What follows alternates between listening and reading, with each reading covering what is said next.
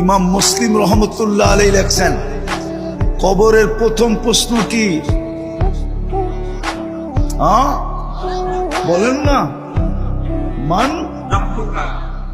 মান রব্বুকা। ইমাম বুখারী বলে না, ইমাম মুসলিম রহমতুল্লাহ আলাইহি বলে না। টঙ্গি বৈশা বলতেছি, বুখারী শরীফে আছে 1264 নম্বর হাদিস, কিতাবুল জানায়েজে আছে। কবরের প্রথম প্রশ্ন হইল, মা কুনতা তাকুলু ফি হাদার রাজুলি মুহাম্মাদিন সাল্লাল্লাহু আলাইহি ওয়াসাল্লাম।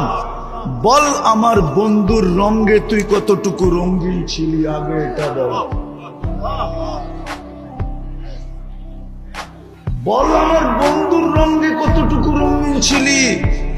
আমি তো আমার রঙে রঙিন হইতে বলছিলাম, কিন্তু প্রশ্ন চলে আসছিল, আমাকে চোখে দেখা যায় না, আমাকে ধ্যান ধারণায় আনা যায় না, আমাকে বর্ণনা দিয়া শেষ করা যায় না।